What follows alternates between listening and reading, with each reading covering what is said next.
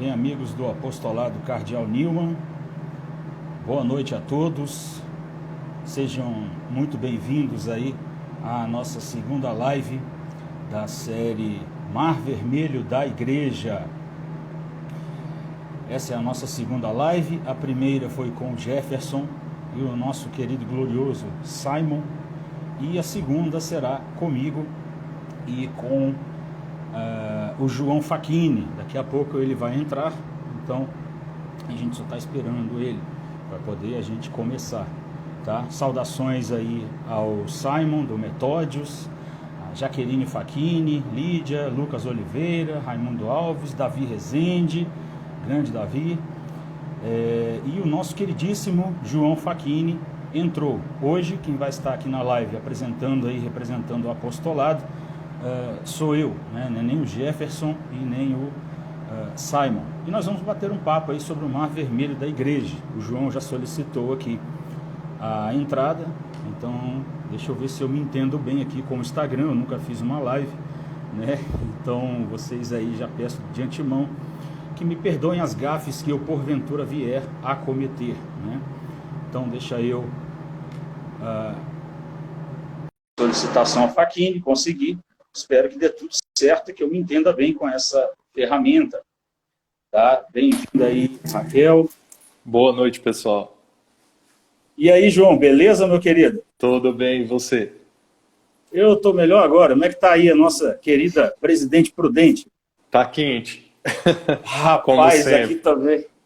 Eu botei aqui o ventilador aqui do lado, senão o pessoal ia me ver derretendo aí, né? Eu já estou meio gordinho, né? Então eu ia emagrecer a força, virar uma sauna isso aqui. Aqui é a mesma coisa. Se o pessoal vê aí dois derretendo, já estão avisados. Então é isso, meu querido. Hoje nós estamos aí falando mais uma vez com o pessoal, na nossa segunda live da série de lives sobre o Mar Vermelho da Igreja. O tema é esse, o Mar Vermelho da Igreja, né? E eu gostaria de antemão de pedir desculpas a todos aí, os nossos amigos seguidores. Essa live deveria ter sido no sábado e acabou não sendo por problemas de saúde desse que vos fala, né? Eu tive um mal-estar, né? E sábado, nos momentos em que eu não dormi, eu passei mal. Então tudo que eu fiz no sábado de útil foi dormir e passar mal. Então não dava para fazer no sábado, então a gente remarcou para hoje. Então, mais uma vez, sejam todos bem-vindos, o pessoal que entrou depois aí. João, meu nobre, estamos nós aqui, e Sim. Hoje o nosso tema específico dessa live do Mar Vermelho da Igreja, como vocês viram lá na chamada, é a tradição como interpretação da Bíblia. Nós vivemos numa época aí que é um pouco meio pós-moderna, que é pós-moderna, o pessoal pelo menos especializado chama, e fala-se muito assim em hermenêutica tal, hermenêutica qual, para interpretar as Escrituras. Então hoje nós vamos aqui falar daquela que deveria ser, obviamente, entendida como a maior, a única hermenêutica correta, que é a hermenêutica da tradição da igreja. Porque a Bíblia é um livro que nasceu dentro da tradição da igreja, e nós vamos falar dessa tradição hoje, né, tocando aí, acariciando também alguns temas. De início, o que a gente pode colocar vamos falar um pouquinho Mar Vermelho da Igreja. Mar Vermelho é uma imagem aí já consagrada no imaginário popular, ocidental como um todo, desde sempre as pessoas usam isso.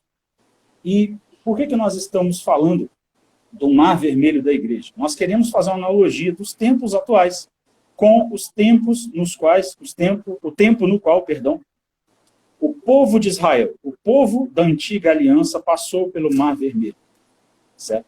E também nós estamos passando por um Mar Vermelho, nós temos aí sucessivas crises aí nos séculos, desde a vinda de nosso Senhor Jesus Cristo e de sua posterior ascensão aos céus, não é? E a pergunta que nos motiva nessa questão do Mar Vermelho é a seguinte: o Mar Vermelho, ele teria levado, teria consumido, teria engolido, por assim dizer, a perfeita, a correta interpretação das Escrituras? Então, antes da gente começar, e eu depois passo a palavra ao João, é preciso explicar um pouco o que é a tipologia disso que nós estamos falando aqui. Porque a Bíblia, como que os primeiros apóstolos, notadamente São Paulo apóstolo, que foi o primeiro, interpretava o Antigo Testamento?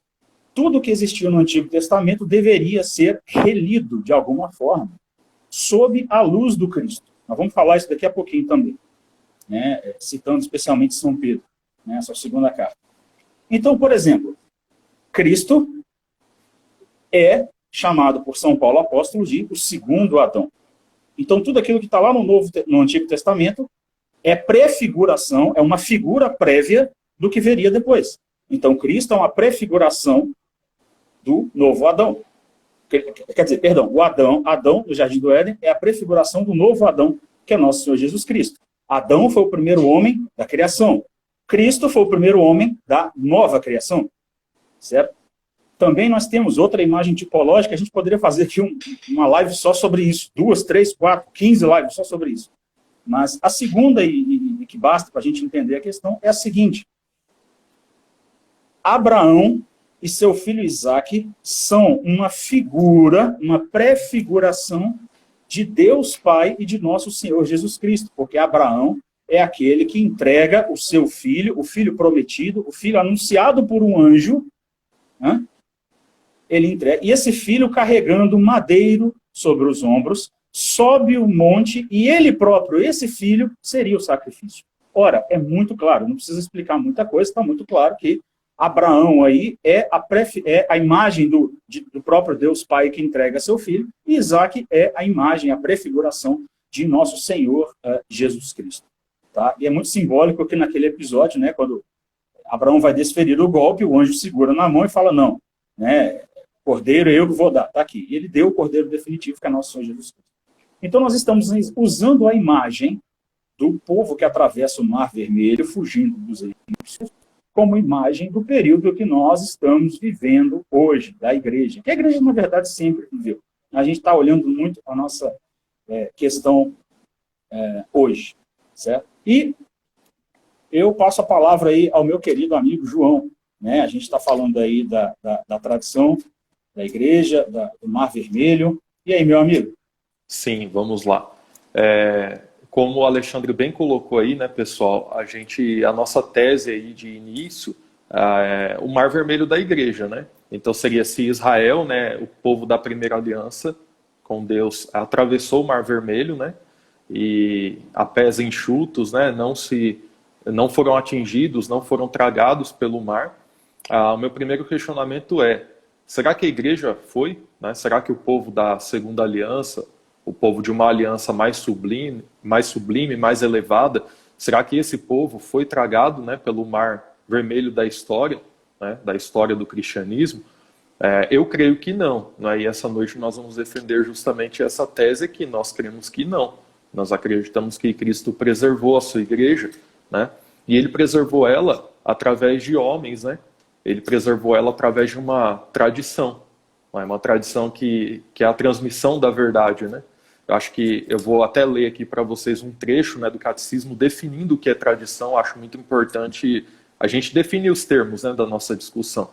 A tradição, segundo o catecismo, ponto 77 e 78, é a viva transmissão e conservação do Evangelho, realizada pelo Espírito Santo por meio dos apóstolos e seus sucessores. Ela é distinta da Sagrada Escritura, embora intimamente ligada a ela. Então, a tradição, ela não é a mesma coisa que as Escrituras, mas eu poderia dizer, né, sem medo de errar, né, falando juntamente com a igreja, juntamente com o magistério da igreja, que a Escritura, as Escrituras sagradas, elas são frutos da tradição, né? Então, se eu não tenho a tradição, eu não tenho Escrituras, né? Nesse ponto, eu dou um exemplo, né, e depois eu passo a bola para o Alexandre novamente. Eu dou um exemplo que é o seguinte, né, a você, meu amigo protestante, né, que está nos assistindo, a você que não crê numa preservação da tradição, eu faço a seguinte analogia, né, eu te levo à seguinte reflexão.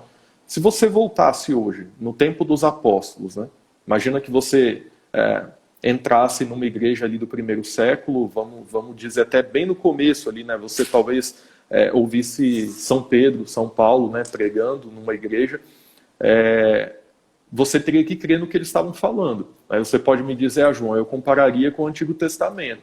Só que a gente tem que lembrar que o Antigo Testamento, embora já fosse conhecido, né, ele ainda não estava disponível às pessoas. E não porque alguém retesse isso, mas simplesmente porque era muito custoso, né, você ter acesso a um livro da magnitude das Sagradas Escrituras, né, por questões logísticas aí, e também porque você provavelmente seria analfabeto, né? Então, aquela região pobre, a gente sabe que as pessoas não tinham muito acesso à leitura. Então, você teria que ficar com o que o apóstolo está te dizendo. Agora, pergunta, por que você confiaria naquele homem? Não é? Porque você foi com a cara dele, porque ele é carismático, né? Como muitos falsos profetas são? Não. Você acreditaria porque você acreditaria primeiro em Cristo. Né? E Cristo apontou aqueles 12 homens, né? A gente sabe que um traiu, mas, né, ele apontou aqueles homens, né? E aqueles homens, nós cremos, né, a igreja crê, que aqueles homens apontaram outros homens. Né? Então, que aí a gente tem essa tradição passando. Né? E aí eu te pergunto, bom, chegamos a um consenso. Né? Eu acredito que, mesmo que você não acredite na tradição se mantendo até hoje, você deve acreditar que naquele primeiro século havia uma tradição. Antes das escrituras, havia uma tradição. Isso você vai ter que concordar comigo. Isso é fato histórico, né? Bom, concordando comigo, eu te pergunto, né, onde foi parar essa tradição? Onde foi parar essa correta interpretação das Escrituras? Será que ela naufragou no Mar Vermelho da história? E eu passo a bola para o Alexandre. São todas aí perguntas pertinentes e perguntas assim que urgem no momento, que se levantam instantaneamente, naturalmente, quando você para e tenta pensar com um pouquinho de bom senso no que era a vida naquele momento. Porque hoje, João, é muito fácil. Tem Bíblia, tem internet, é fácil você não acreditar no padre, no bispo. É muito fácil. Mas na época, como é que seria? Como o padre Paulo Ricardo sempre fala, né, que hoje a gente tem a Bíblia com zíper, né, coloca ela embaixo do braço, vai para a igreja, aí tudo é fácil, né, defender isso. Inclusive, parênteses, padre Paulo Ricardo e alguém da sua equipe, se algum dia chegar essa live no ouvido de vocês, um fortíssimo abraço do apostolado cardeal Nilman para vocês, viu? Fecha parênteses. Então, assim, é muito fácil, a gente tende a ser muito preso na nossa época.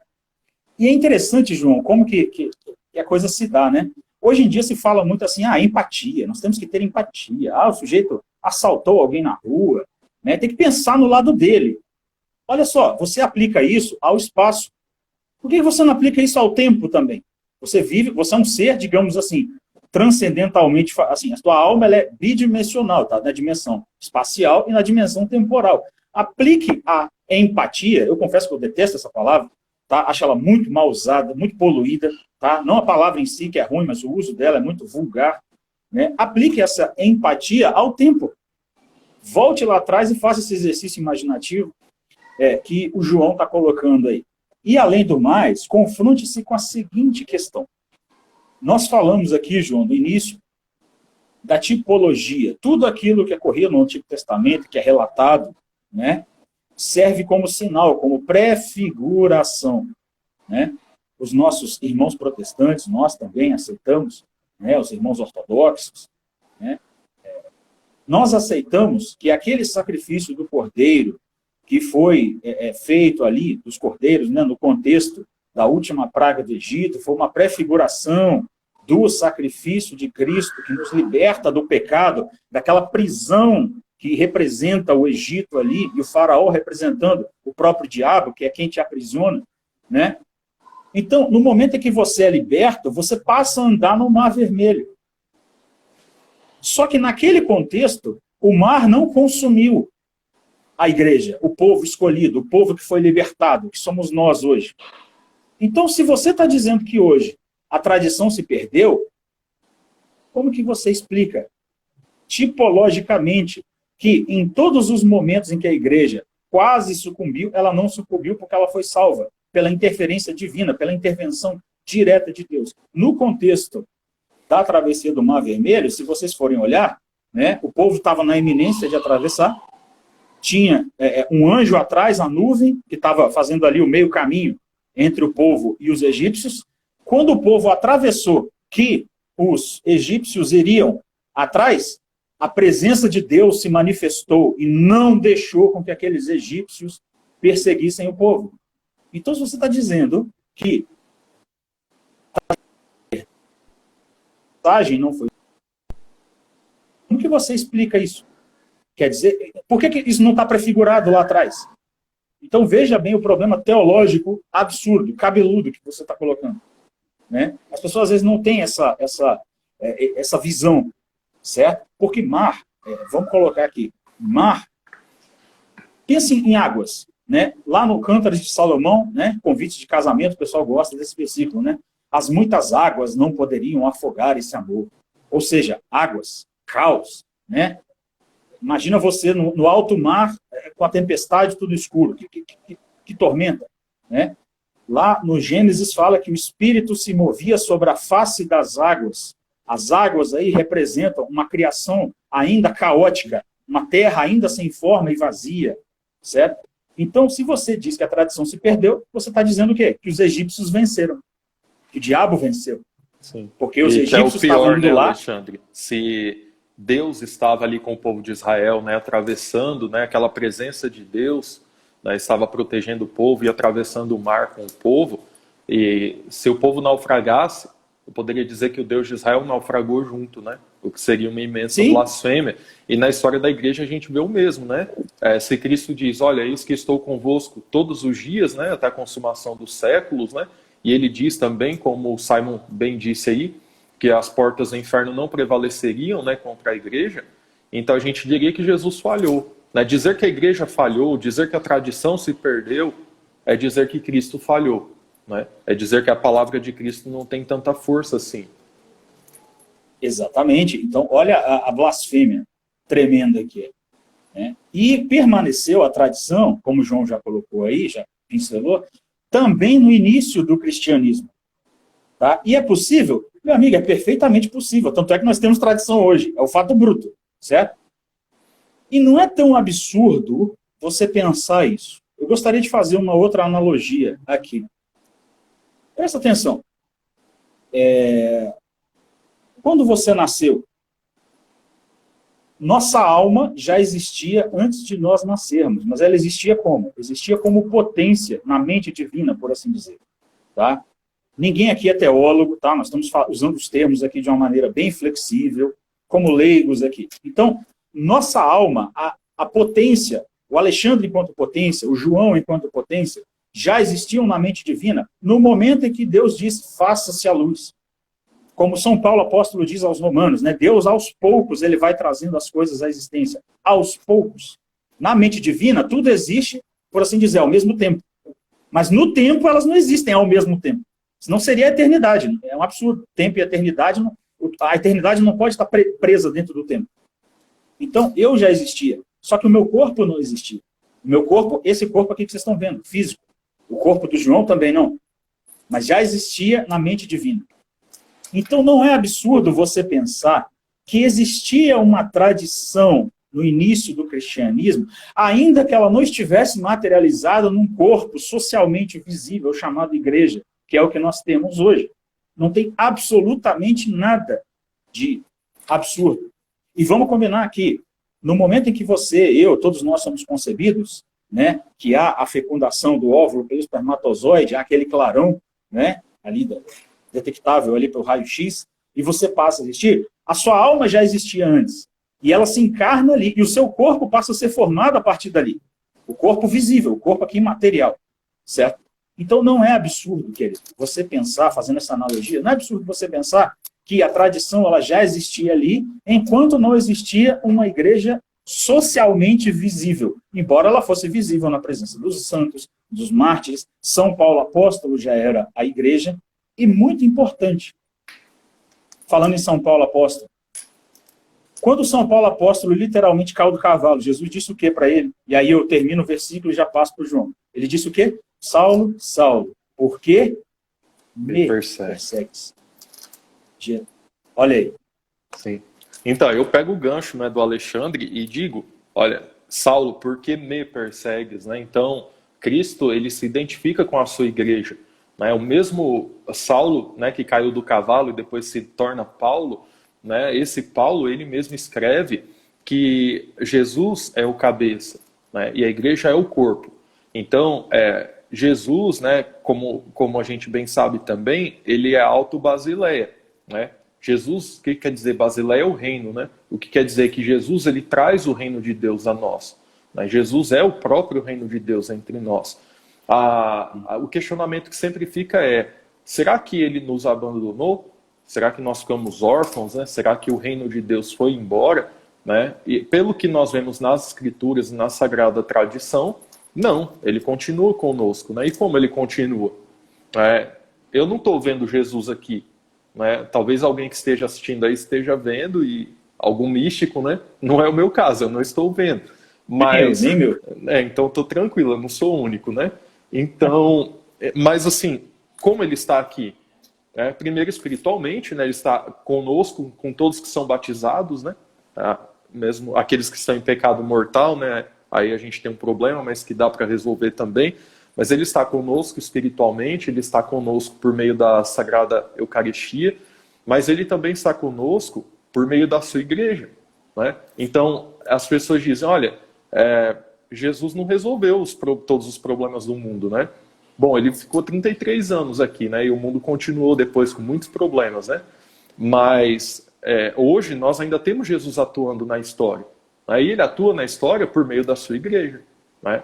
É por meio da sua igreja que os sacramentos chegam até nós. É por meio da sua igreja que as escrituras são explicadas para nós, todos os cultos, todas as missas, né?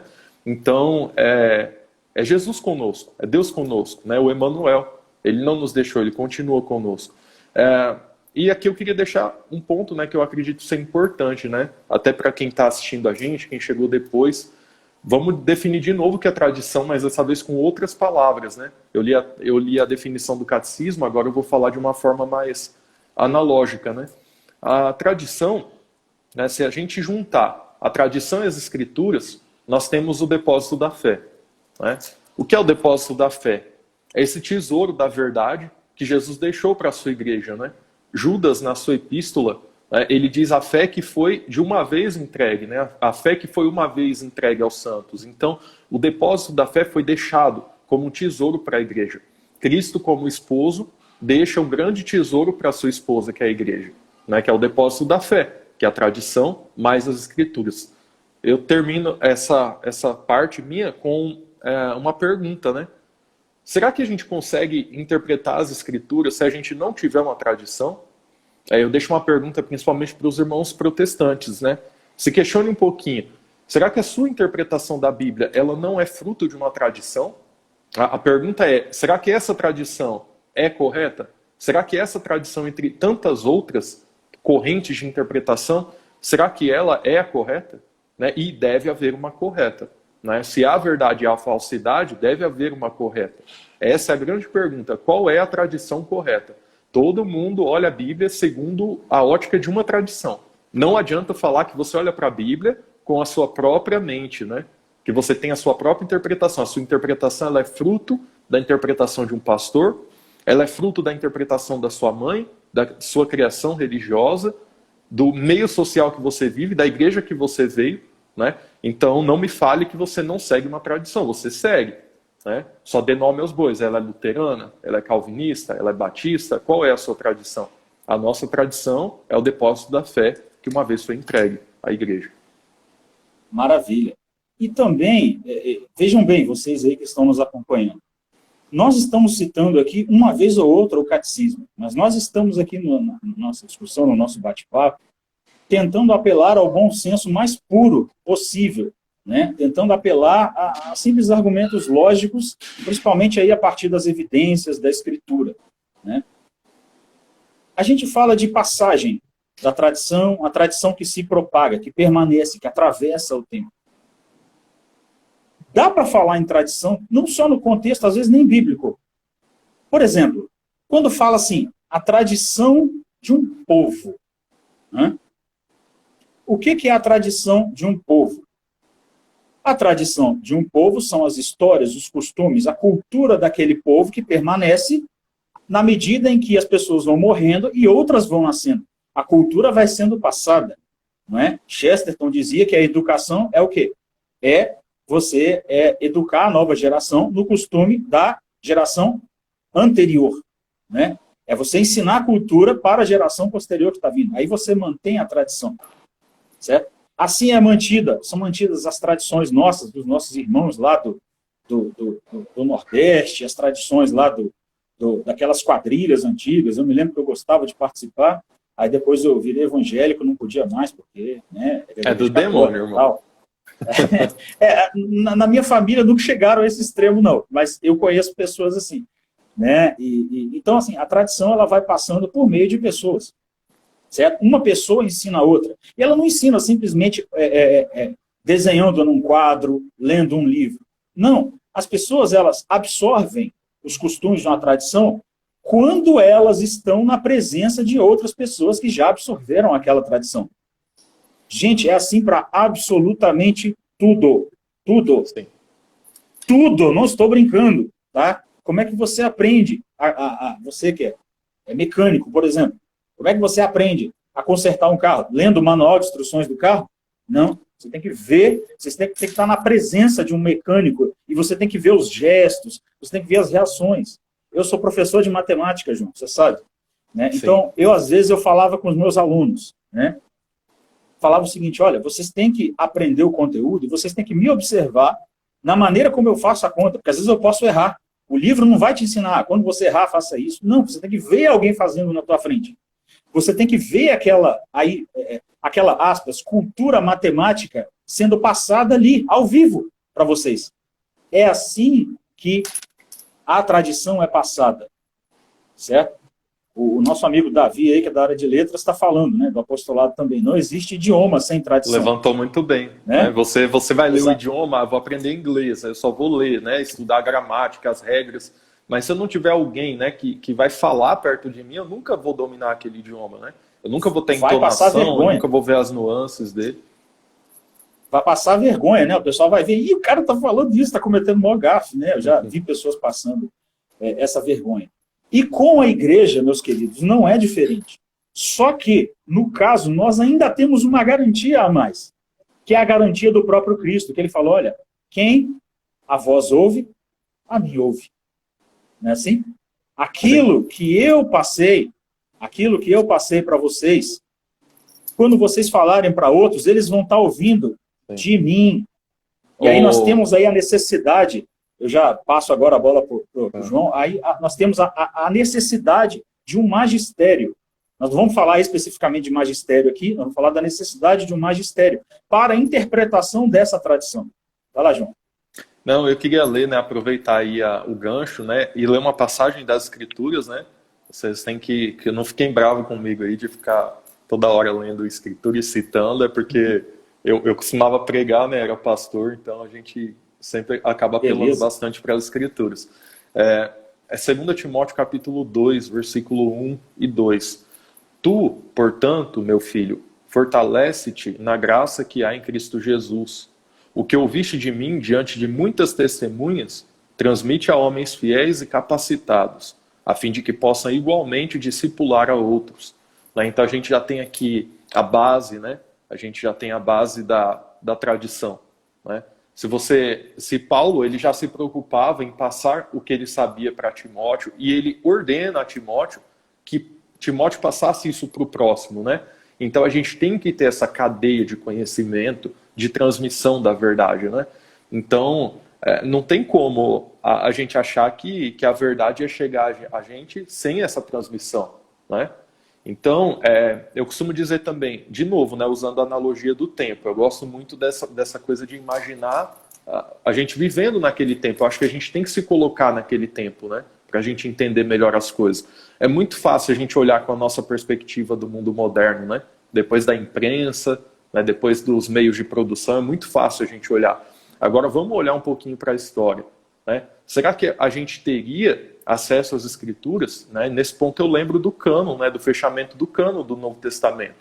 Né? Eu não sei quantos de vocês sabem, né? Mas a gente, me corrige até aí, Alexandre, se eu cometer um erro histórico, mas o cânon do Novo Testamento ele foi fechado só no século III. Né? Então até então a gente tinha muitas... O século IV, aí, mais avançado ainda. Então assim, a gente tinha várias epístolas correndo, vários evangelhos correndo, né? E quem disse, né? Quem sentou e falou qual livro era inspirado e qual não era? A igreja, né? Então, assim, como eles sabiam isso? Ora, eles sabiam isso por causa da tradição, né? Se você tinha uma tradição, por exemplo, que a epístola de 1 Pedro era escrita por Pedro, né? Por São Pedro, como nós sabíamos isso? Por meio da tradição, né? Não tinha um livro anexo, né? É sempre interessante a gente pensar assim, aquele índice... Não tinha ABNT, ABNT não tinha. Exato, e aquele índice que tem na nossa Bíblia, né, dizendo lá Gênesis, Êxodo, tal, não tinha, né? Então a gente não tinha uma lista dizendo qual livro era canônico e qual não era. A igreja que define, né? Tem gente que fala assim, tem irmãos protestantes que falam, olha, a igreja reconheceu o cânon. Tudo bem, chame como você quiser. Mas quem definiu, quem teve que escolher, falou, olha, esse é e esse não é. A igreja. E como ela faz isso? Por meio da tradição. Né? Não tem outra forma dela fazer isso. Ela tinha que tomar a decisão. Então, se você duvida da igreja, você duvida das escrituras. Não tem como se apoiar nas escrituras se você não acredita na tradição, nessa transmissão da verdade. Né? Então, se a igreja falhou, se a igreja sucumbiu no mar vermelho da história, em questão de tradição, então as escrituras sucumbiram também. Problema gravíssimo, né? E a tradição, ela foi mantida e serviu como baliza para a escolha dos livros do cânon do Antigo Testamento, por meio de pessoas, de homens, de mulheres também, santos, né, que preservaram isso e, de alguma maneira, eram pessoas qualificadas a ouvir aquilo que os outros liam ali naquelas cartas, naqueles escritos, e falar, poxa, isso vem de nosso Senhor Jesus Cristo. Isso aí é verdade. Não tinha uma instância a qual recorrer. Você tinha as pessoas ali, os bispos, aqueles que ouviram dos seus mestres, que porventura ouviram, que também ouviram de outros mestres, de outros, até chegar aos apóstolos e até chegar a nosso Senhor Jesus Cristo. Aí entra uma objeção que muitos protestantes, e eu confesso que eu fazia também, né? Talvez aí muitos que cruzaram o Tibre e voltaram para a igreja faziam, alguns estejam fazendo ainda. Que é a seguinte, Alexandre, mas quem não garante que essas pessoas não deturparam aí no meio do caminho até chegar no cânon fechado? Em primeiro lugar, querido, se você acredita nisso, então a pergunta que eu faço para você é a seguinte: se eles não eram baliza, se a maneira como eles viam as coisas não serve de baliza para fechamento do cânon, por que eu tenho que acreditar em você? Por que você acredita na Sociedade Bíblica do Brasil, na CNBB, em qualquer outra instância? Então, primeiro, se ponha, fala assim, olha, isso chegou até mim. Como que alguém pode ter ouvido aquilo lá no início, no século I, II, III, né, aí meados do século IV, que a coisa foi fechada?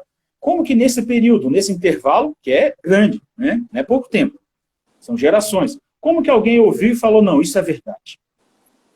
Presta atenção, tem muito a ver, João, com aquilo que eu acabei de falar, sobre a transmissão de uma cultura. Uhum. Tem isso também, mas no nosso caso nós temos a garantia que é a palavra do próprio Cristo. E outra coisa, que aí, meu querido, nenhuma igreja protestante tem. Sabe o que é? Que são os sacramentos da igreja. A graça, os sinais visíveis da graça invisível, da presença de nosso Senhor Jesus Cristo. Eu tenho um texto lá no apostolado chamado A Santidade e o Santo, se você puder ler, né? O que eu vou falar aqui a partir de agora tem um pouco a ver com aquilo, porque o que é um santo? O santo é alguém que está perfeitamente configurado ao Cristo. Jesus disse para os seus discípulos, assim como eu vivo, vocês também viverão. Na sua oração sacerdotal ele disse o quê? Senhor, eu lhe peço que eles sejam um comigo, assim como eu sou um convosco.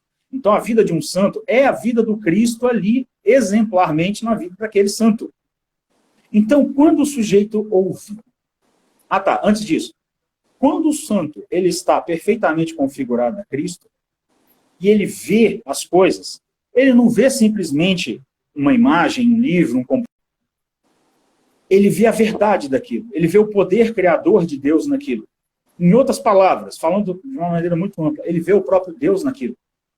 É impossível isso?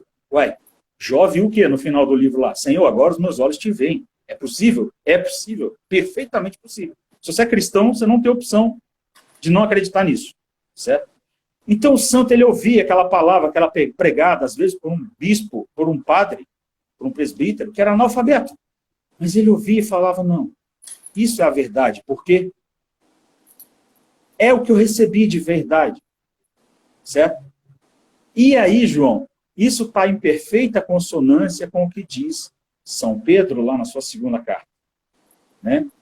Então, eu não quero tocar nesse ponto ainda, né? Mas encerrando aqui. Então, vejam como que os sacramentos, eles são sinal da garantia da presença do Cristo e sinal de que aquela tradição que é ouvida, passada de homens, de um homem a outro, de homens e mulheres, ela vai ser preservada. Porque o Cristo deu a sua garantia verbal e garantiu a sua presença continuada na história da igreja.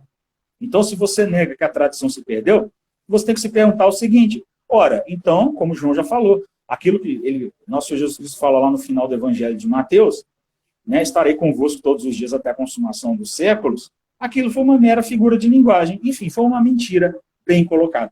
Né? Então vejam o problema, você, ao negar que a tradição foi perdida, você está negando a promessa divina, ao tipologicamente, afirmar, né, que a tradição foi perdida. Ao afirmar isso, obrigado, João, ao afirmar que a tradição foi perdida, você está colocando em xeque, você está contrariando aquela verdade que foi tipologicamente vista lá na travessia do povo, você está falando que a igreja foi engolida pelo mar, e você está colocando em xeque a palavra de nosso Senhor Jesus Cristo, na mesma Bíblia que você está querendo interpretar, e você está colocando em xeque a presença de Jesus Cristo nos sacramentos. Ah, Alexandre, mas eu sou protestante, não acredito.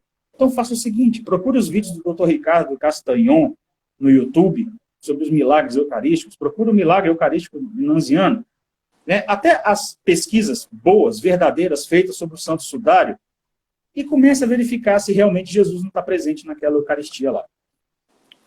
Busque provas científicas, né, Alexandre? Eu sempre Exatamente. falo isso. Eu tenho um grande amigo que ele não era ateu, mas ele era cético, né? E a gente trabalhava junto e ele duvidava bastante do sacramento da Eucaristia, né? E ele me perguntou, né? Olha, João, eu só vejo blogs falando disso, blogs católicos e tal, né? Eu já cria no sacramento, então não tinha esse problema, né? Mas eu fui atrás para ele, eu consegui achar laudos médicos mesmo, né? Atestando o milagre eucarístico. Então, assim, a gente tem, lógico, o médico não vai dizer isso é um milagre, né? Mas analisando que aquele tecido era realmente um tecido de um coração humano, com todas as características do que poderia ser o coração de Cristo, né? Então, naquela análise cega que ele fez, né? Ele recebe a amostra da Eucaristia, né? Que foi feita em carne e sangue, e analisa aquilo e dá o laudo. Então, isso está disponível, tá? É só você vai ter que cavar um pouquinho. Às vezes você vai ter que procurar italiano, você não vai achar em inglês, você vai ter que cavocar um pouquinho, mas existe documentação, né? A gente não crê, eu acho que esse é o grande ponto para mim.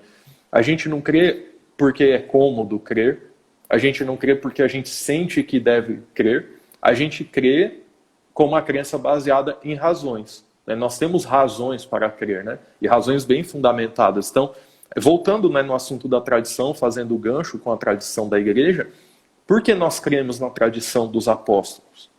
Porque nós cremos que Jesus é o Filho de Deus. E por que nós cremos que Jesus é o Filho de Deus?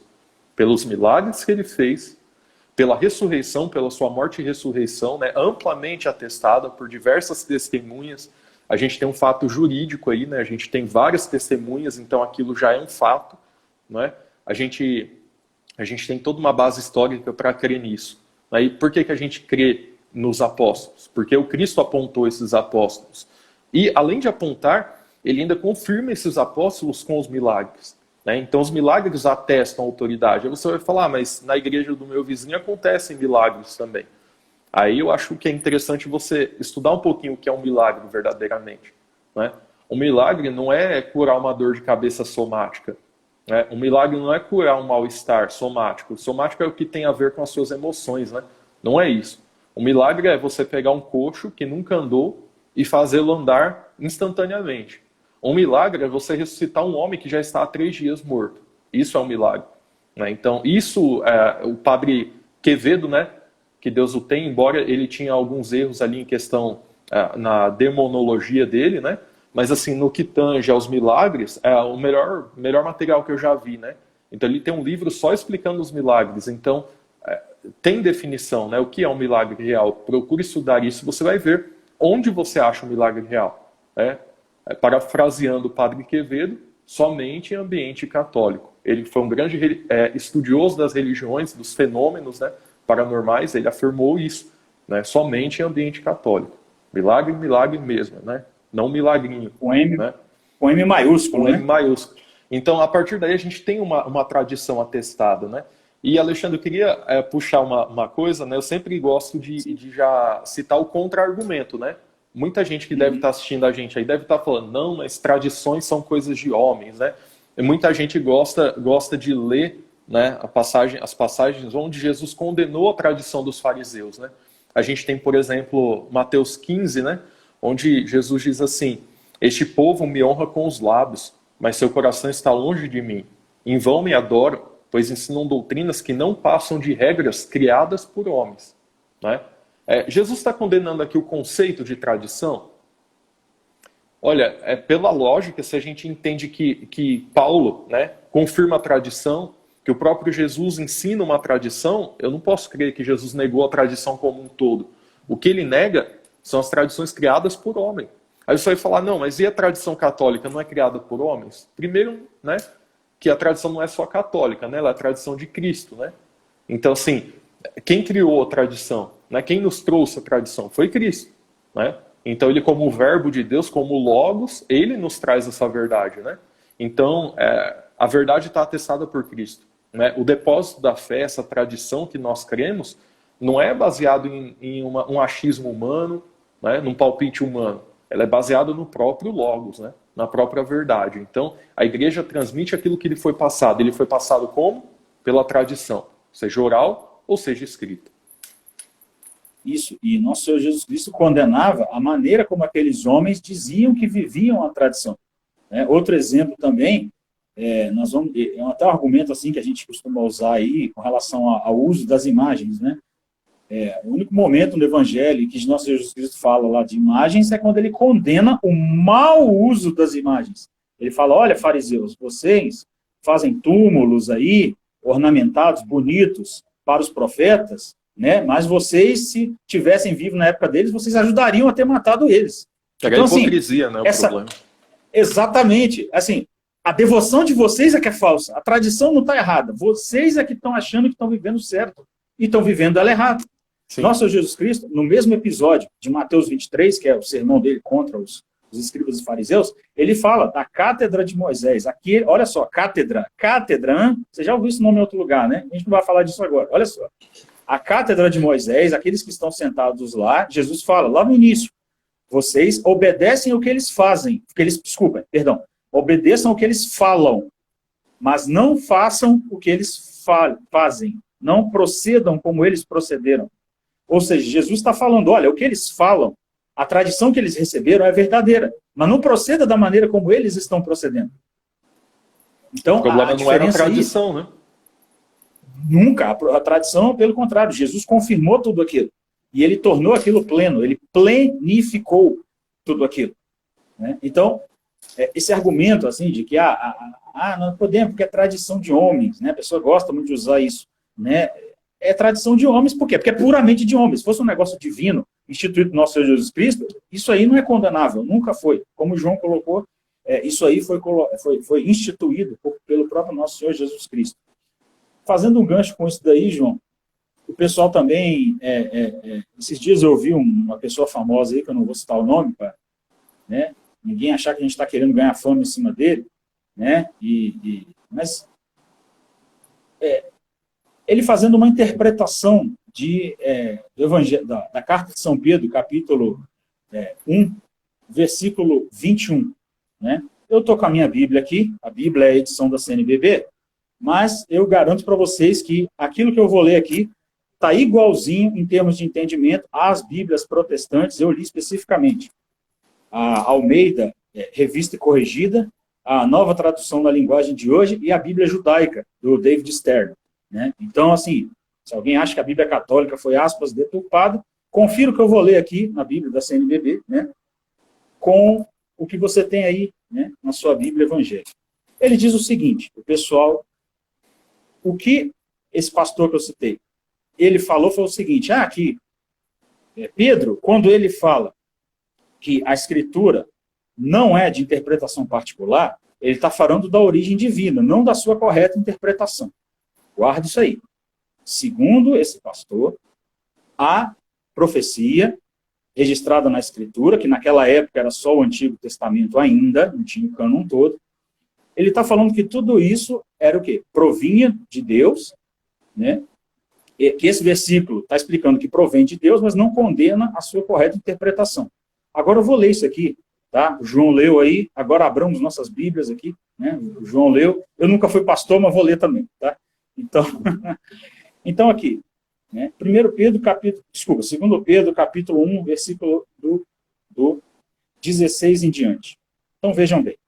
Não foi seguindo fábulas habilmente inventadas que vos demos a conhecer o poder e a vinda de nosso Senhor Jesus Cristo, mas, sim, por termos sido testemunhas oculares de sua grandeza.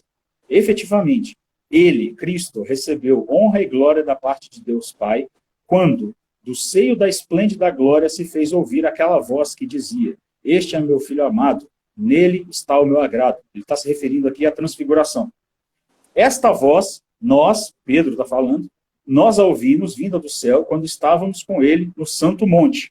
E assim, olha só, e assim se tornou ainda mais firme para nós a palavra da profecia, que fazeis bem em ter diante dos olhos como lâmpada que brilha em lugar escuro até clarear o dia e levantar-se a estrela da manhã em vossos corações. Vamos lá. Eu estou lendo, é longo porque eu quero o contexto todo aqui. Tá? Deveis saber, antes de tudo, que nenhuma profecia da Escritura é de interpretação particular, visto que jamais uma profecia foi proferida por vontade humana. Ao contrário, foi sob o impulso do Espírito Santo que alguns falaram da parte de Deus. Então, veja bem, o que Pedro, vou resumir aqui, e eu ainda vou ler só mais um pedacinho aqui de nada, tá? Depois. Mas o que São Pedro está dizendo aqui? Vamos resumir. A carta toda é para alertar contra os falsos profetas, os falsos mestres, que já nessa época estavam ali pululando, né? O gnosticismo já mostrava um pouco a sua cara aqui nesta época, principalmente o docetismo, né? Pedro está dizendo, São Pedro aqui está dizendo o seguinte, olha, eu tenho guardado dentro de mim a profecia, que eu li, está bem calcado em mim. E tudo aquilo que está calcado em mim foi confirmado naquela visão do Monte Tabor, que eu estava presente. Olha a importância do testemunho, pessoal. Eu estava presente e tudo aquilo foi confirmado. E aí ele continua, ele fala, tudo aquilo foi confirmado dentro de mim. E vocês também, assim como eu tenho essa profecia, tá? Eu estou só, digamos assim, falando com outras palavras do que Pedro falou. Assim como eu, Pedro, tenho a profecia em mim, vocês também têm que ter diante dos olhos, né? Aqui, ó, diante dos olhos, como lâmpada que brilha em lugar escuro, até que se manifeste a estrela da manhã. Estrela da manhã é o quê? É o próprio Cristo, está lá no Apocalipse, certo? Então, veja bem, a profecia, ela foi falada, foi nos dada por meio de homens inspirados por Deus. Mas quem clareia tudo é o próprio Jesus Cristo. E ele fala, olha, e saibam ainda, mais do que isso, acima de tudo, que a profecia, ela veio não por vontade humana, mas os homens santos falaram inspirados pelo Espírito Santo. Certo? Ele falou antes sobre Cristo como modelo exegético de interpretação da profecia. Certo? E ele está dizendo aqui o seguinte, olha, aquilo que foi revelado, a profecia não é de interpretação particular, porque ela não foi falada por vontade particular. Aquilo que não procede da vontade humana não pode ser explicado de maneira puramente humana. É isso que ele está dizendo. E aí depois ele continua, a gente termina aqui, né? Começa o capítulo 2, a pessoa trunca o texto aí. Mas o que ele fala depois? Ele fala assim, como entre o povo antigo houve falsos profetas, também entre vós haverá falsos mestres. Presta atenção nisso aqui. Os quais introduzirão sorrateiramente heresias perniciosas, chegando até a renegar o soberano que os resgatou. O que ele está falando? Ele está falando o seguinte, olha, no tempo da profecia lá, tinham falsos profetas que falavam puramente por vontade humana. Então, no tempo de vocês vai ter. Então, agora, qual deve ser o critério de vocês para interpretar corretamente as profecias dos falsos mestres que vão aparecer? É o próprio Cristo, a estrela da manhã que vai brilhar, certo? E brilha como? Jesus Cristo não estava mais presente. Brilha na presença daqueles que estão configurados a Cristo. Então, muito ao contrário, né, de falar que não é necessário uma tradição, o que São Pedro coloca aqui, bem lido e bem interpretado, está subtendida aqui a presença de uma tradição, que é a tradição oriunda do Cristo, a estrela da manhã, que revela todas as coisas, que clarifica todas as profecias. Então não tem essa, como lá o pastor falou, né, que a sua correta interpretação, o que ele está condenando aí, o que ele está falando é a respeito da origem divina da profecia e não da sua correta interpretação, né? Ele está falando da correta interpretação, sim, senhor. Só que a correta interpretação, meu querido pastor, não é essa que vocês acham, eu li inspirado pelo Espírito. Não, é dentro de uma tradição. Tradição que, infelizmente, vocês negaram. Então, vamos dizer que as coisas estão conectadas, claro, né, Alexandre? Totalmente. Porque se você tem a origem correta, você tem que ter a interpretação correta. E quem é digno de interpretar, né? Quem pode abrir os livros? Quem pode abrir o livro, né? O Cordeiro, né? Como diz Apocalipse, exato. O Cordeiro.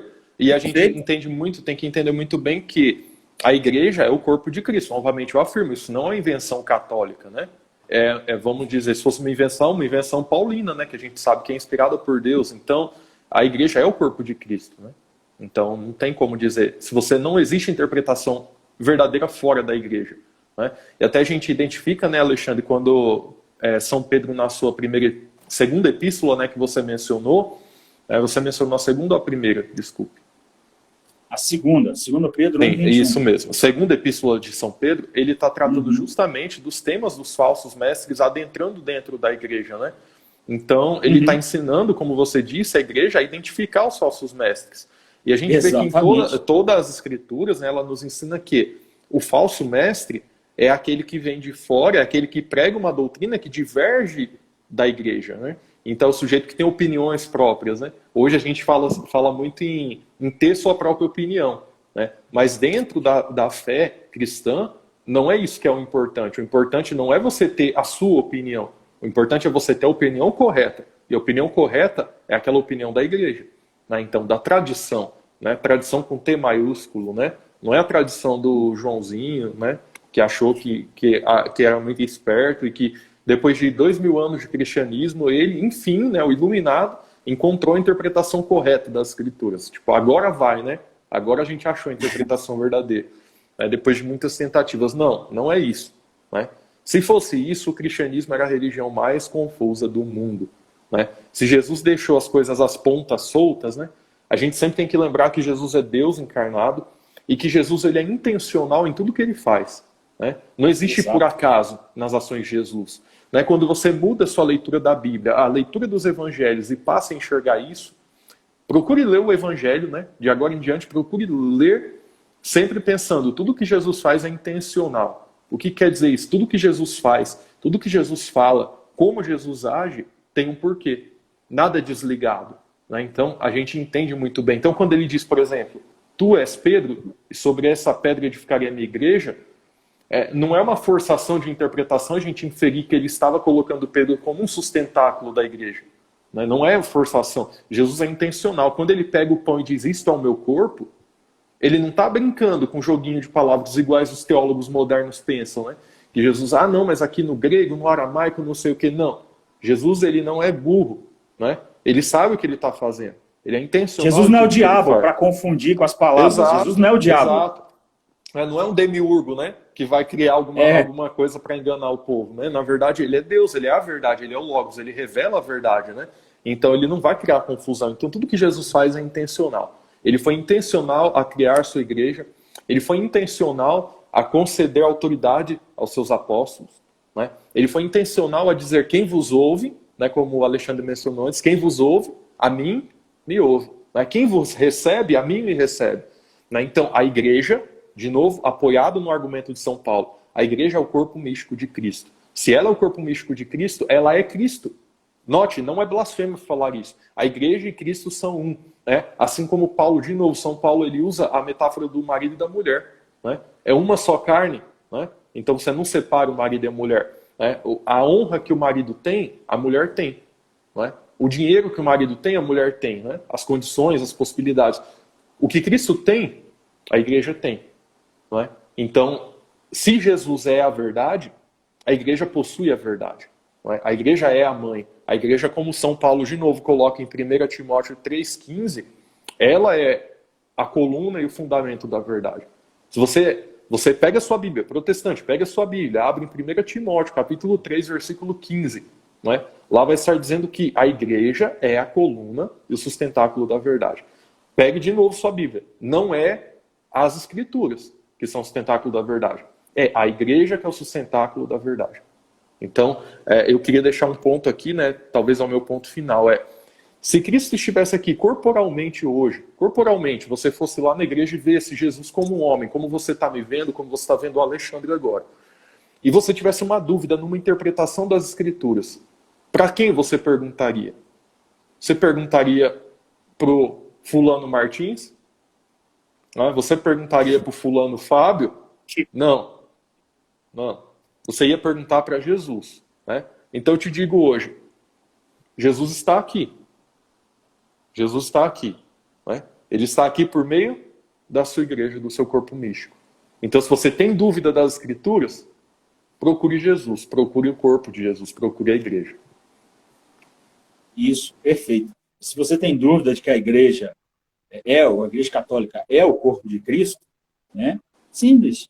Faça como eu e o João fizemos uma determinada época da nossa vida. A gente foi buscar. A gente largou os preconceitos que a gente tinha e falou, não, vamos deixar esse pessoal falar. Eu vou ouvir o que eles falam deles mesmos e vou parar de dar ouvido ao que os outros dizem deles.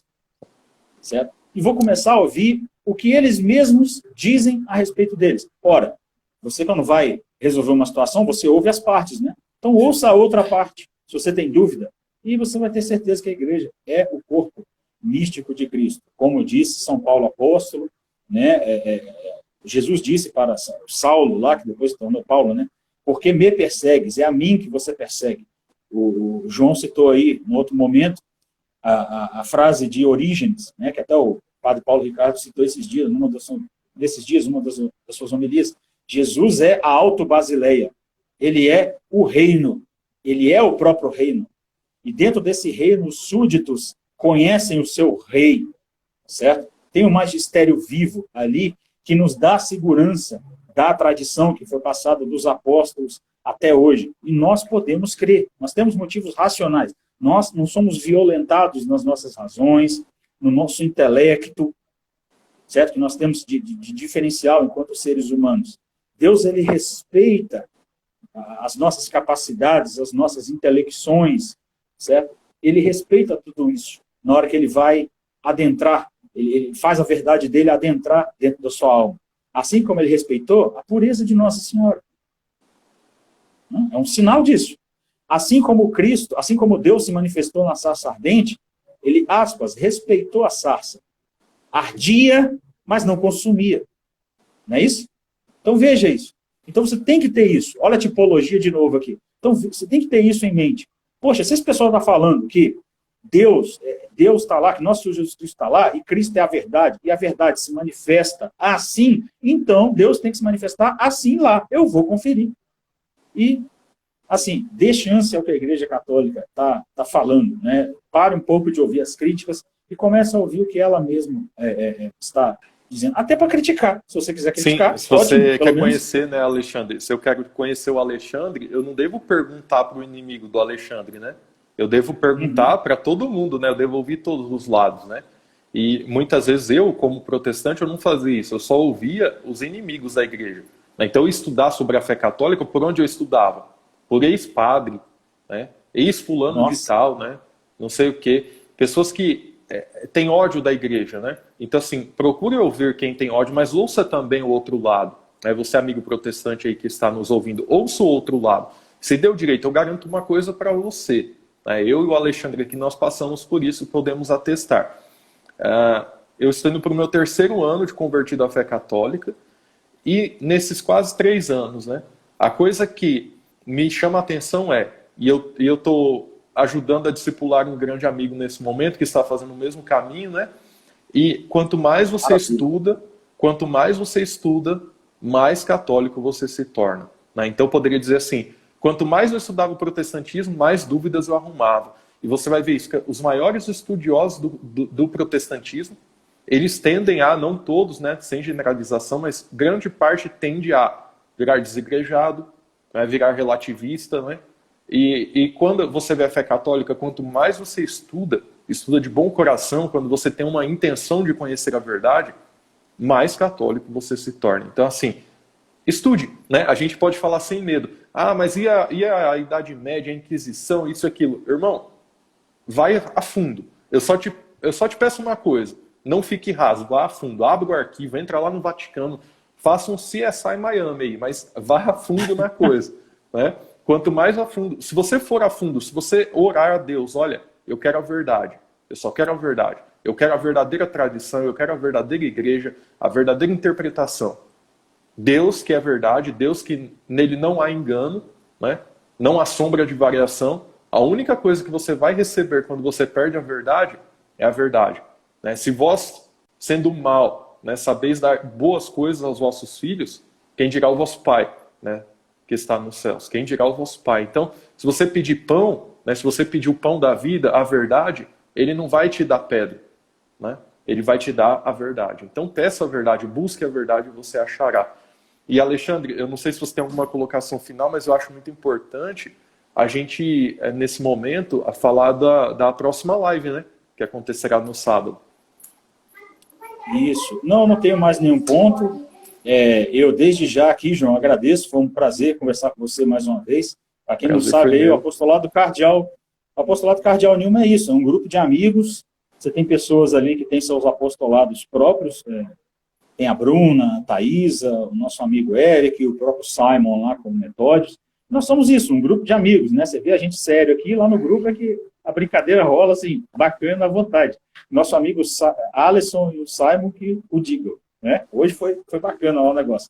Então, gente, nós agradecemos aí a vocês que participaram da nossa live, né? Agradecendo mais uma vez o João. E a próxima live, que vai ser no sábado, me corrija, o próprio Davi está aí nos ouvindo, mas me corrijam, né? Eu vi hoje, mas a senilidade já está batendo a porta, então eu não lembro se o que eu vi é o que eu vou falar agora.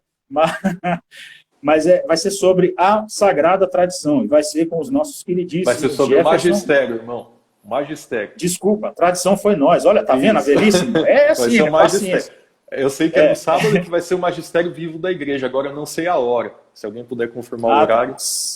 Se não me engano, é 20 horas, e vai ser com o Davi e o nosso grande líder, Jefferson, nosso grande chefão aí nosso patrono, nosso patriarca aí. Um abraço, certo? Jefferson. Então, isso, Jefferson, um abração para você. Mais uma vez, abração para todos aí, os nossos amigos e irmãos que nos acompanharam, né? Você aí que é protestante, que é separado, né? Nos ouça com boa vontade, né? Nós já estivemos aí do lado de vocês, a gente sabe como é que é o que a gente sente quando a gente vê as verdades com as quais a gente não está acostumado. Aceite de bom grado, peça a Deus o entendimento e Ele vai te dar. Né? Como diz lá a carta de São Tiago, quem tem dúvida de conhecimento, peça a Deus que a todos dá. Né? Lá em Tiago capítulo 1. Então é isso. João, últimas palavras aí, se você tiver. Não, acho que já dei. É isso, pessoal. Eu agradeço aí vocês gastarem o tempo de vocês ouvindo a gente. E qualquer dúvida, nos procure aí, né, no Insta mesmo, eu estou aí à disposição, né? Pode me procurar que vai ser um prazer falar com vocês.